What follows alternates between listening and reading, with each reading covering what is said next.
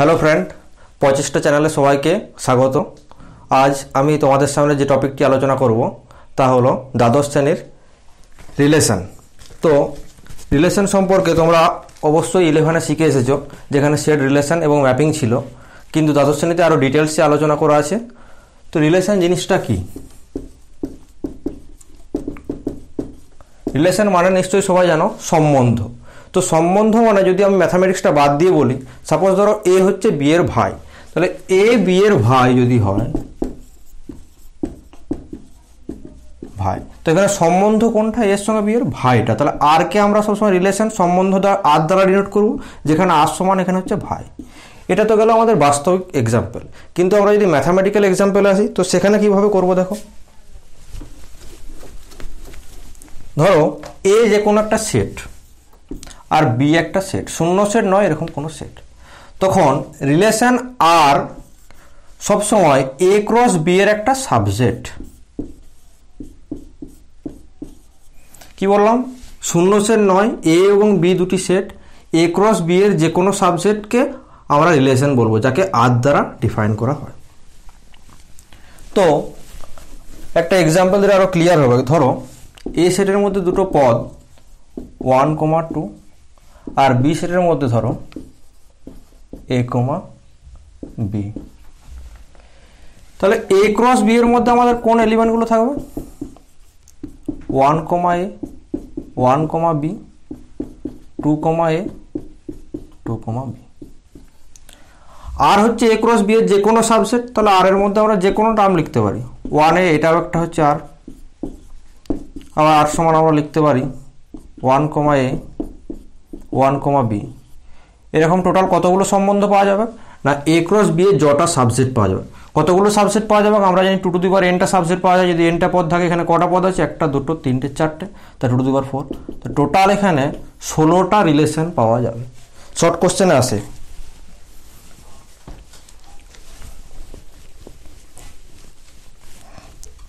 দেখো, এরপর সম্বন্ধের কিছু প্রকারভেদ আছে, আর তার আগে আমরা সম্বন্ধের রেঞ্জ ও পাল্লা সম্পর্কে জানব।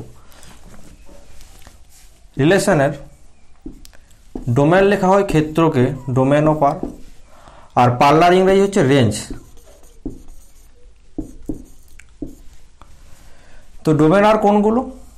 এক্স গুলো, such that x, y belongs to R, যেটা রিলেশন আছে। আর পাল্লাতে ওয়াই গুলো, such that x, y belongs to R. একটু আগে আমরা যে এক্সাম্পলটা নিয়েছিলাম, ধরো আর সমান যদি দেওয়া হয় 1, a, 2, b, তো এখানে আর সম্বন্ধের ডোমেন কোনগুলো? যেগুলো প্রথমকার পদ এক্স গুলো। তাহলে আমরা ডোমেন অফ আর যখন লিখব DOM অফ আর, তখন আমরা এখানে পাবো 1, 2। আর রেঞ্জ অফ আর আমরা কি পাবো? সেকেন্ড পদগুলো এই যে y such that x, y belongs to R. তাহলে ওয়াই কোনগুলো? এখানে এটা আর বিটা।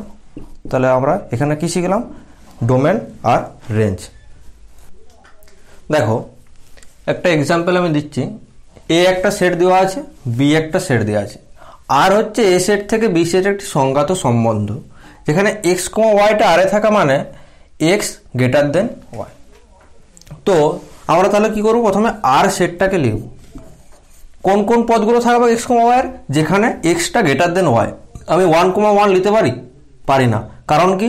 1 গ্রেটার দেন 1 হতে পারে না। 1, 2, 1, 3 কোনো পদগুলো দেখো আসবে না। সাপোজ যদি আমি 1, 3 একটা পদ নিই, 1 গ্রেটার দেন তো 3 নয়, তাহলে এই পদটা আমার এই সেটে আসছে না। আর এ তারাই থাকবে যাদের এক্সটা ওয়াইয়ের থেকে বড়। তাহলে 2, 1 একটা পদ হবে। তারপর 2, আর কোনো পদ পাওয়া যাবে না। 2, 3, 2, 5 হবে না। 3 দিয়ে 3, 1, 3, 2। এরপর 4, 1, 4, 2, 4, 3, আরো তিনটে পদ পাবো। 4, 1, 4, 2, 4, 3। এরপর যদি আমাদেরকে এই সেটের ডোমেন বার করতে হয়, তাহলে ডোমেন অফ আর। তাহলে ডোমেন কোনগুলো? আমরা অলরেডি শিখেছি যে x such that x, y belongs to R. তাহলে এক্স বলতে প্রথমকার পদগুলো, আর যার জন্য এক্স, ওয়াইটা আরে আছে, তাহলে আর সেটটা থেকে আমরা প্রথমের পদগুলো নেবো, সেটাই হচ্ছে ডোমেন। প্রথমের পদ কোনটা? 2, এখানে 3, 4, তাহলে 2, 3, 4। রেঞ্জের মধ্যে কারা থাকবে, রেঞ্জ অফ আর, পাল্লা ওয়াই পদগুলো, এই যে y such that x comma y belongs to R, তাহলে 1 2 3 তিনটে পদ থাকবে।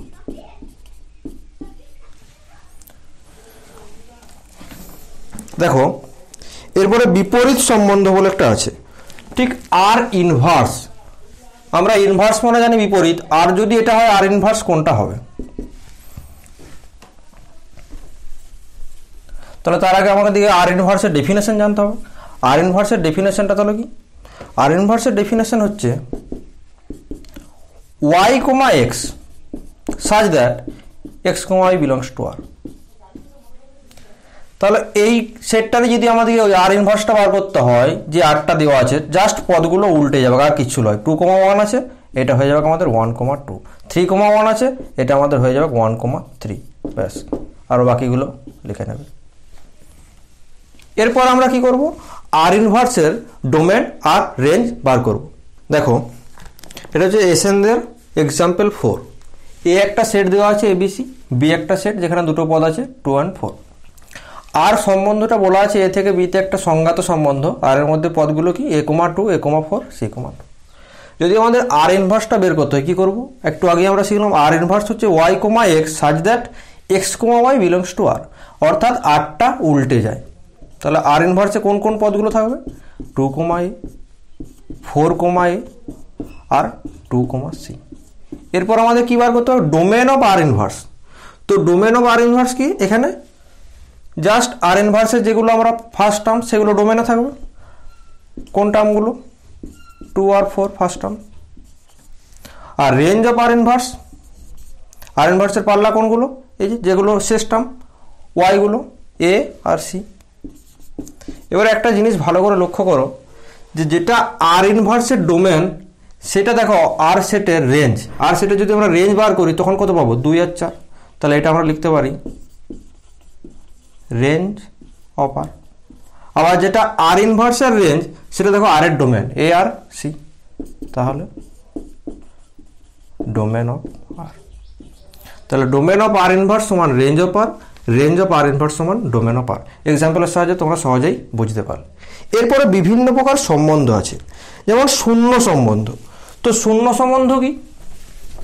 শূন্য সেট সম্পর্কে আশা করি সকলেরই ধারণা আছে। যে সেটে কোনো পদই নাই সেটাকে আমরা ফাই দ্বারা নোট করি বা সেট চিহ্নের মধ্যে ফাঁকা রাখি, এগুলোকে শূন্য সেট বলা হয়। তো শূন্য সম্বন্ধ কোনটা? এ যে কোনো একটা সেট ধরো আর ফাই একটা শূন্য সেট, তখন কি হয়? এ সেটের উপর একটা যে কোনো সম্বন্ধকে আমরা বলি ফাইকে শূন্য সম্বন্ধ। এরপরে আছে সার্বিক সম্বন্ধ। সার্বিকটা কি? আমরা জানি যে কোনো সেট নিজেই নিজের সাবসেট। তো এ যদি একটা সাবসেট আমরা বার করি এ ক্রস এ, তো এ ক্রস এটা অবশ্যই একটা এ ক্রস এ সাবসেট হবে, নিজেই নিজের সাবসেট। এটাই হচ্ছে ইউনিভার্সাল সম্বন্ধ। এরপর আছে আইডেন্টিটি। আইডেন্টিটি রিলেশন সোজা কথা, একটা বাস্তবিক এক্সাম্পল, যে আমি কারোর সঙ্গে রিলেশন রাখবো না, একমাত্র আমার নিজের সঙ্গে, মানে নিজেই নিজের সঙ্গে সম্পর্ক। কেমন হবে? যে সাপোজ 2 বলে একটা পদ আছে, ও শুধুমাত্র 2কেই চিনবে, আর কারোর সঙ্গে সম্পর্ক রাখবে না, 2। তাহলে সিমিলারলি এক্স যদি একটা টার্ম হয়, এক্স শুধুমাত্র এক্সকেই জানবে, এক্সের সঙ্গে এক্সের। তাহলে নিজেই নিজের সঙ্গে যে সম্বন্ধ সেটাকে বলা হয় আইডেন্টিটি রিলেশন বা একক সম্বন্ধ। তাহলে একক সম্বন্ধ আইডেন্টিটিকে আমরা এইভাবে ডিনোট করি আই দ্বারা। কি হবে? যে x such that x, x belongs to A. তাহলে আশা করি বুঝতে পারছো। সাপোজ যদি কোনো একটা এ সেটে 1, 2 যদি দুটো পদ থাকে, তাহলে আমরা আই এ সেটের মধ্যে এই পদগুলো পেতে পারি 1, 1, 2, 2, আর কোনো পদ পাবো না, নিজেই নিজের সঙ্গে সম্পর্ক। ব্যাস। এরপরে পাবো রিলেশনের 3টে প্রকারভেদ। দেখো সম্বন্ধকে মূলত 3 ভাগে ভাগ করা যায়। রিফ্লেক্সিভ মানে হচ্ছে সসম সম্বন্ধ, সিমেট্রিক মানে প্রতিসম, আর ট্রানজিটিভ মানে হচ্ছে সংক্রমণ সম্বন্ধ। তো এক্ষেত্রে রিফ্লেক্সিভ, সিমেট্রিক আর ট্রানজিটিভ জিনিসগুলো কি ডিটেলসে আমরা জানব। ধরো এ যে কোনো একটা সেট এ, এরপর এই এ সেটের মধ্যে যদি আমরা বলি যে A belongs to capital A imply A, A belongs to R, তখন আমরা বলবো যে এটা একটা রিফ্লেক্সিভ সম্বন্ধ। কারণ a small A এলিমেন্টটা capital A সেটে আছে, যার জন্য যদি স্মল এ কমা স্মল এ আর সেটে থাকে তখন আমরা আর কে বলবো সসম সম্বন্ধ বা রিফ্লেক্সিভ রিলেশন। সিমেট্রিকটা কি, ধরো স্মল এ কমা স্মল বি এই সেটটা, এই দুটো পদ আমাদের এ সেটের মধ্যে আছে। যদি এ কমা বি তার মানে belongs to R imply B comma A belongs to R, A comma B belongs to R imply B comma A belongs to R. এই জিনিসটা আমি এক্সাম্পল দিয়ে বোঝাচ্ছি। ধরো এ বলে একটা সেট যার মধ্যে 1 2 3 তিনটে পদ আছে। এরপর আর সেটে ধরো 1 2 আছে, যদি আমাদের 2 1টাও আর সেটে থাকে তবে আমরা আরটাকে বলবো সিমেট্রিক। বা যদি আমরা একটা বাড়তি টার্ম বাড়াই, ধরো এখানে 2 3টা নিলাম, তাহলে আমাদেরকে অবশ্যই 3 2 টার্মটা আর এর মধ্যে থাকতে হবে, তবেই আমরা আরটাকে বলবো সিমেট্রিক। অর্থাৎ এ বি থাকলে বি এ কে অবশ্যই থাকতে হবে। যদি এখানে আমরা একটা পদ অ্যাড করে দিই, সাপোজ ধরো 1 3 একটা পদ আছে, এখন আমরা আরটাকে সিমেট্রিক বলবো? বলবো না। তার কারণ কি, 3 1 পদটা আমাদের আর সেটের মধ্যে নাই, 3 1টা থাকতে হবে। কারণ এই যে এ বি থাকলে বি এ কে থাকতেই হবে, তবেই আমরা আর কে বলবো সিমেট্রিক রিলেশন। যেহেতু 1 3 আছে 3 1 নাই, তাহলে এখন সিমেট্রিক বলবো না। ঠিক আছে, আমরা 1 3টা বাদ দিলাম, তাহলে এইটা একটা সিমেট্রিক রিলেশন।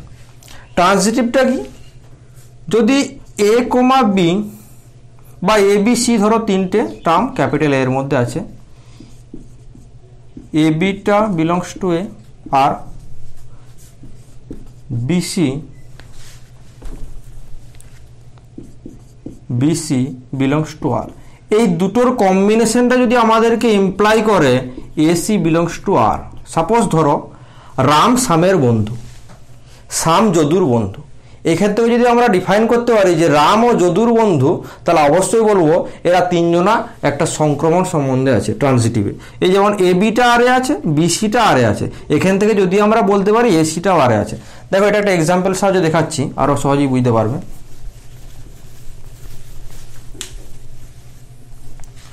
ধরো 1 2 3 বিলংস টু এ, যেখানে 1 2টা যদি আরে থাকে আর 2 3 এটাও যদি আরে থাকে, এই দুটো যদি ডিফাইন করে যে 1 3টা আরে রয়েছে, তাহলে আর সেটটা কি হবে আমরা তখন লিখতে পারি এরকম 1 2 2 3 1 3। দেখো 1 2 আছে, 2 3 আছে, আবার 1 3ও আছে, তাহলে এখানে এই আরটাকে আমরা কি বলবো? আরটাকে বলবো একটা ট্রানজিটিভ রিলেশন বা সংক্রমণ সম্বন্ধ। দেখো এক্সাম্পল 5 কি আছে, এই একটা সেট দেওয়া আছে যেখানে R1 আর R2 দুটো রিলেশন ডিফাইন করা আছে। R1 এর মধ্যে কি আছে 1 1 2 2 3 3 3 4 আর 2 3, আর R2 এর মধ্যে 1 1 2 2 3 3 3 4 4 4। তো এটা তোমাদেরকে বলতে হবে যে R1 আর R2 এর মধ্যে কোনটা আমাদের রিফ্লেক্সিভ রিলেশন বা সুষম সম্বন্ধ। R1 আর R2 এর মধ্যে কোনটা রিফ্লেক্সিভ। তো দেখো R1 এর মধ্যে 1 1 2 2 3 3 আছে, কিন্তু 4 4 টার্মটা নাই। 4 belongs to A, but 4 4 does not belongs two R1। তার মানে R1 এর কখনোই আমাদের সুষম সম্বন্ধ হতে পারে না। একটু আগেই আমরা সুষম সম্বন্ধের ডেফিনেশনে শিখলাম যে all small A belongs to A, all small A belongs to A, A comma A belongs to R হতে হবে। কিন্তু এখানে 4 4 যেহেতু R1 এ নাই, তাহলে R1টা আমাদের রিফ্লেক্সিভ রিলেশন নয়। R2টা দেখো 1 1 2 2 3 3 4 4 সব আছে, তাহলে all small A belongs to A, যার জন্য এ comma A belongs to R, তাহলে R2টা হচ্ছে আমাদের একটা রিফ্লেক্সিভ রিলেশন বা সুষম সম্বন্ধ। দেখো এক্সাম্পল 6 কি আছে, বলে মনে করো এক্স হলো কতগুলো সেটের সেট এবং এক্স এর উপর আর সম্বন্ধে সংজ্ঞা নিম্নরূপ।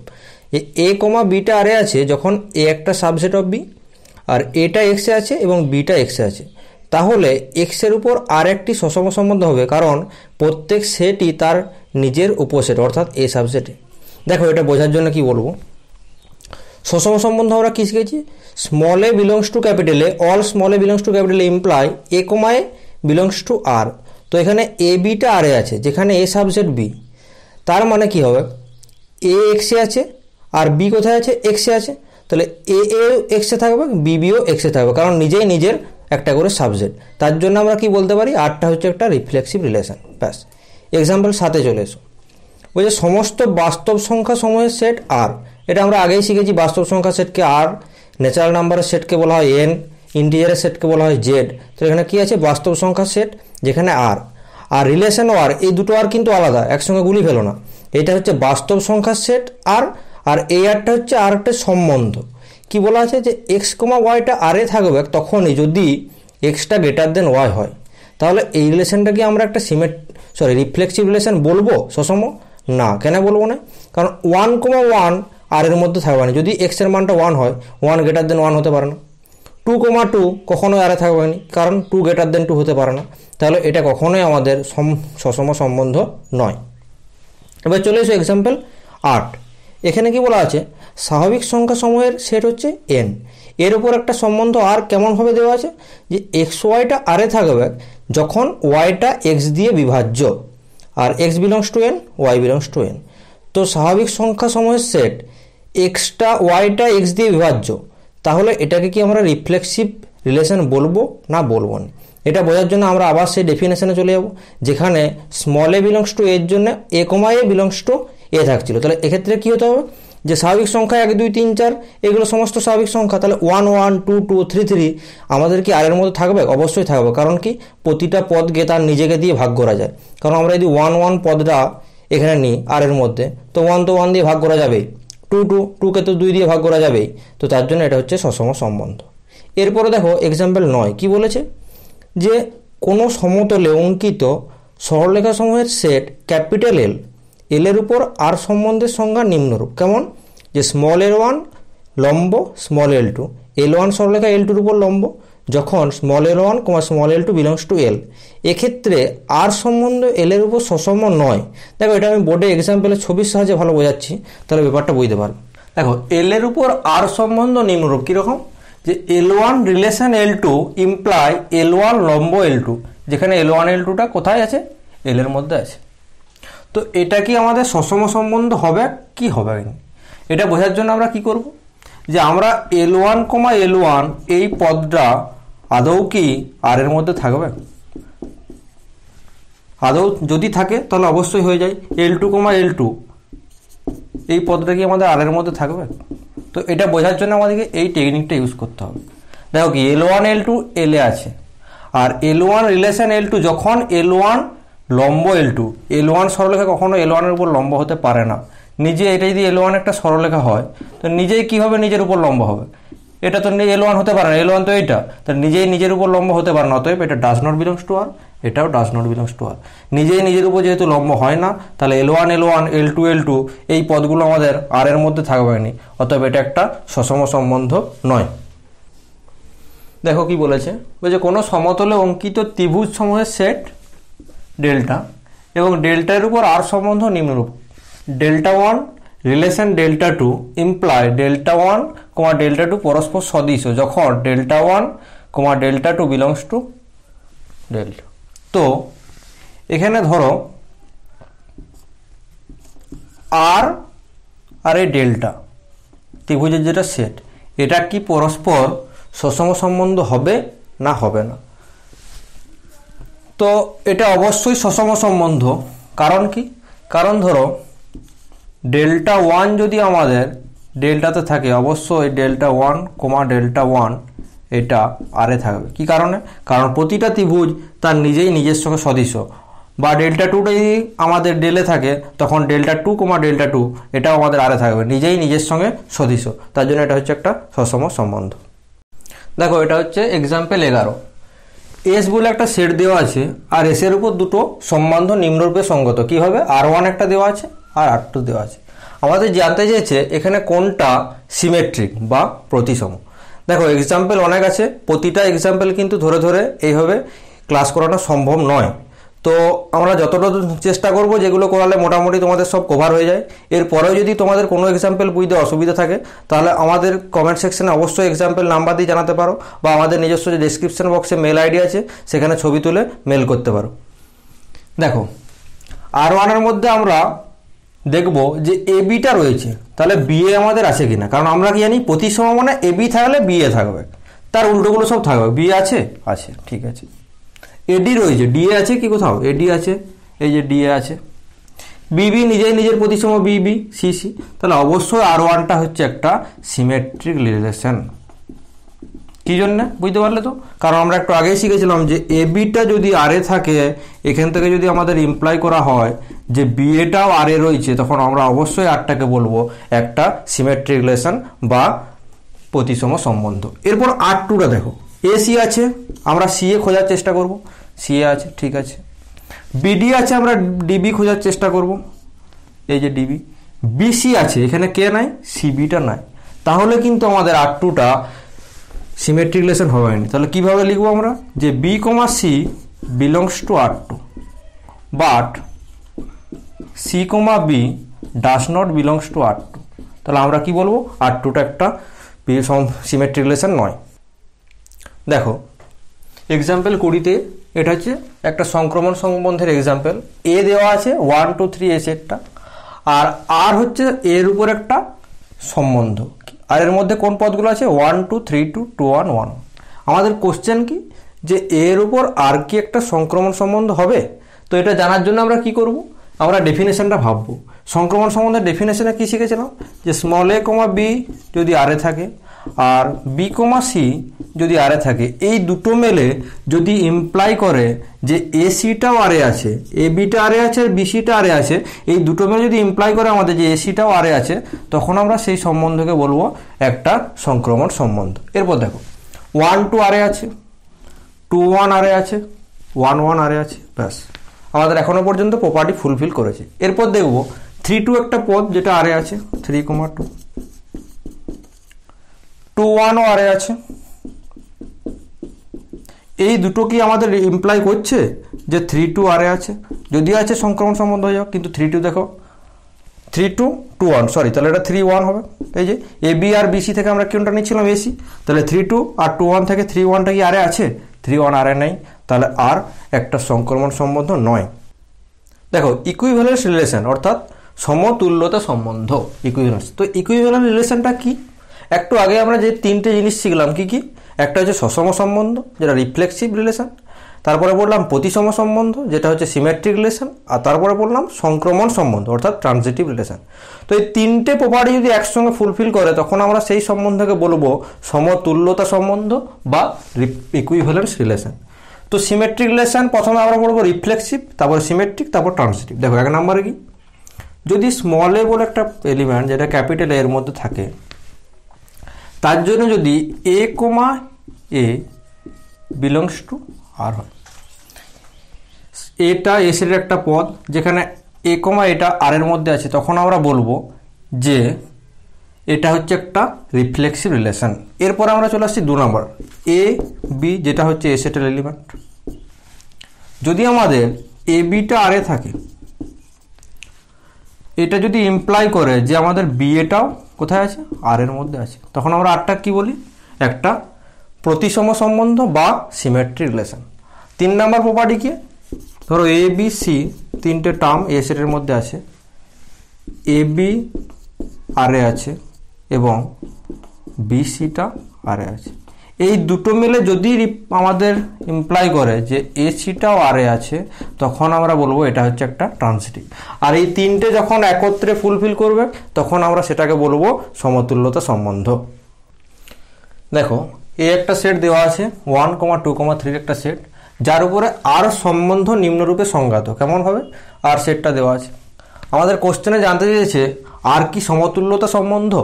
তো সমতুল্যতা সম্বন্ধ বোঝার জন্য আমরা কি করব, তিনটে প্রপার্টি দেখব ফুলফিল করছে কি করছে নাই। কি কি প্রপার্টি, প্রথমে ছিল একটা ছিল সসম, 2 নম্বর ছিল প্রতিসম, আর 3 নম্বর ছিল সংক্রমণ। তো দেখো 1 আছে 1 1 আছে, 2 আছে 2 2 আছে, 3 এখানে আছে 3 3। তার মানে all A comma A belongs to R. তার মানে প্রথম কথা 1 নম্বর আমরা দেখতে পাচ্ছি যে এটা হচ্ছে একটা রিফ্লেক্সিভ। 2 নম্বর দেখব এটা কি আমাদের সিমেট্রিক। দেখো 1 2 আছে, আমরা দেখব 2 1 আছে কিনা, 2 1 আছে, 2 3 আছে, 3 2 আছে। সিমেট্রিক আমরা শিখেছিলাম এ বি থাকলে যদি বি এ থাকে তাহলে সেটা সিমেট্রিক, তাহলে 2 নাম্বার পেয়ে গেলাম, এটা আমাদের সিমেট্রিক। এরপরে আমরা চেক করব যে এটা ট্রানজিটিভ মানে সংক্রমণ কিনা। দেখো 1 2 আছে আর এর মধ্যে, 2 3 আছে, এই দুটো থেকে কি আমাদের 1 3টা আরে থাকছে? দেখো তো, না 1 3 বলে কোনো পদ আমাদের আরে নাই। তার মানে 3 নাম্বার প্রপার্টিটা আমাদের ফুলফিল করছে না। সসম প্রতিসম এই দুটো প্রপার্টি ফুলফিল করছে, কিন্তু সংক্রমণ এই প্রপার্টি ফুলফিল করছে না, তার জন্য এটা একটা সমতুল্যতা সম্বন্ধ হবে না। ব্যাস। যদি ভিডিওটি ভালো লাগে অবশ্যই লাইক করো এবং বন্ধুদের সঙ্গে শেয়ার করো, আর পরবর্তী ভিডিও পেতে গেলে অবশ্যই চ্যানেলটি সাবস্ক্রাইব করো। ধন্যবাদ।